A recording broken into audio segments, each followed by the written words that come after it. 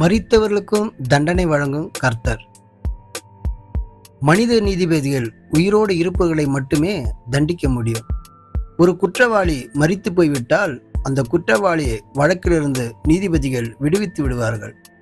காரணம், மரித்து போன குற்றவாளிகளை தண்டிப்பதற்கு உரிய அதிகாரமோ வல்லமையோ மனித நீதிபதிகளுக்கு இல்லை.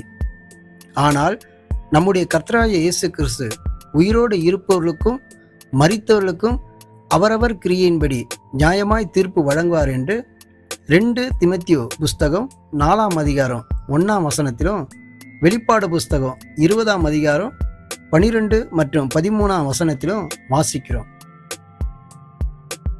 பலப்படுவோம், பிறரை பலப்படுத்துவோம்.